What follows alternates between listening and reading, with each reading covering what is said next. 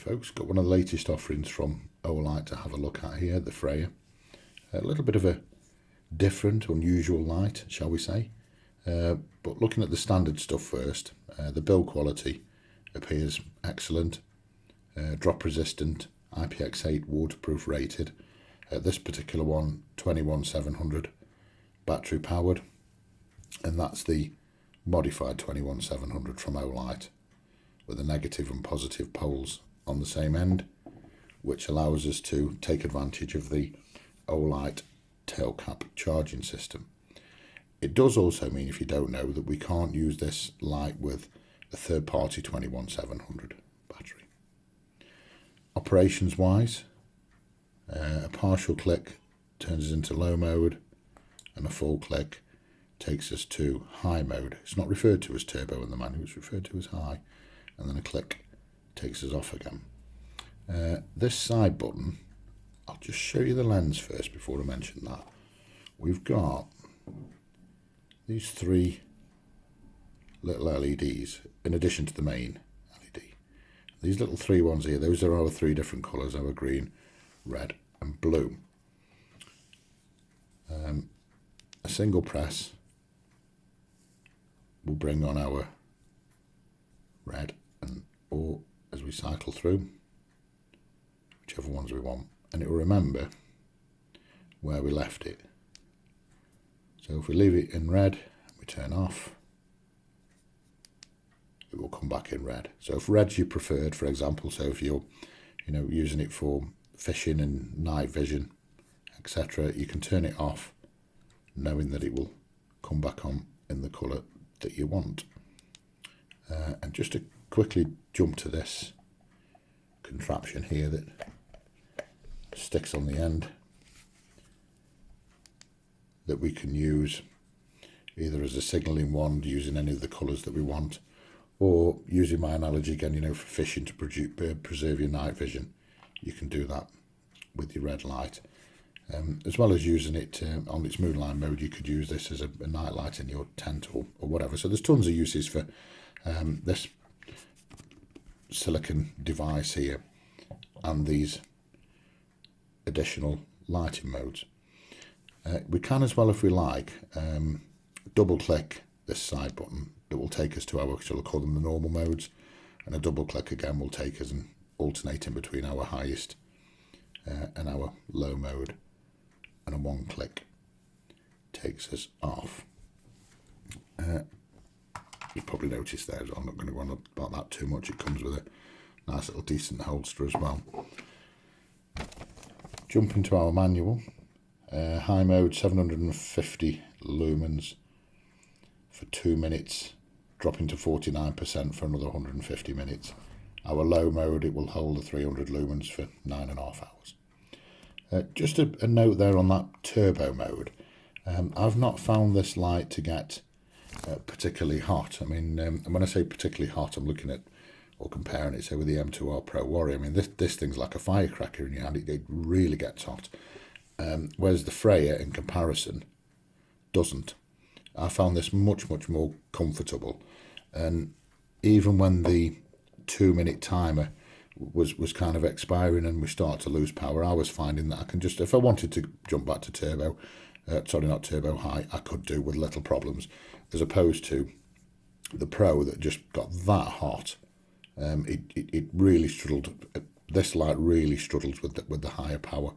This one didn't struggle half as much, and I think that's down to the difference in the head sizes. So, what have I not told you about this here? Proximity sensor. Now, what that's designed to do, let's go into our high mode. Let's put this in here. Any obstruction, it'll dim itself down, brighten itself back up. I found this with the Parent 2 as well. I'm not aware of any means to disable that safety feature, and you may not want to. I mean, it's a safety feature, it's there for a reason. The trouble is, you can't really use this type of light unless there's something not in the manual, or unless it's something that Olight haven't told us as to how we somehow can disable that. But if anything gets on this lens, rain in other words, it'll dim itself down. So I'm going to take it out now and show you how it works on the outside, but just before I do that, I'm just going to show you quickly, and I'm going to cut in some little bit of footage now that shows you how this light reacts to water on the lens. So I'll chop that in first and then catch you up shortly when we're outside with it. So let's show you the beam profile now on this wall. As you can see, it's not round, it's square. That might bug you, it might not. Okay folks, so there's our Freyr on its turbo mode, and let's simulate some rain.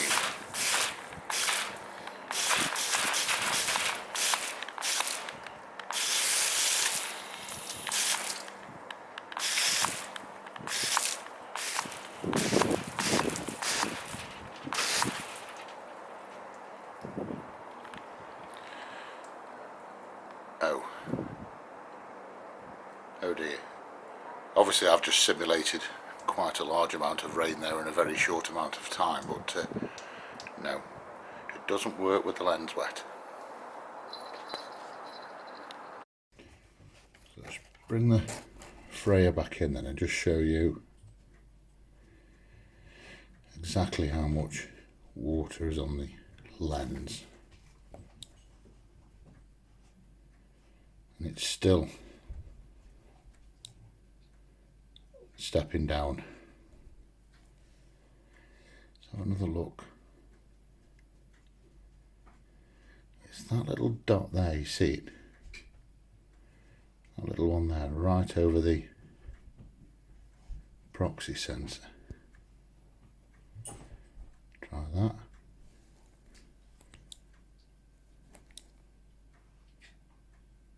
There we go, that's okay. So you saw that, didn't you? The tiny little droplet that landed right on top of the sensor there. So I guess it's a matter of pays your money, takes your chance if you're using this light in wet weather.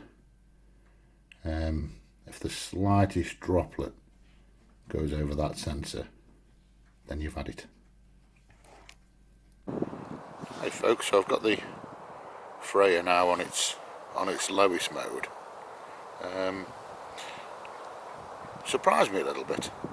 This is the lowest, and the lens is really using that relatively low amount of power quite well. And if we pop him up to turbo, that's pretty impressive, isn't it? You can kind of see that square now as well, even more obvious, can't you, that I mentioned. Sorry about the wind, folks. Sorry, I just tried to see if I can wait for this wind to go away, but it's not. I'll have to see whether this footage is usable or not when I get in. I'm in a little bit more of a sheltered spot now, folks, so apologies for that wind. Put the Freyr on its lowest mode, which, as you can see and I pointed out earlier on, that's really impressive, and back up to its high again. And let's just twizzle out and get some distance on there. Those two trees are 100 metres.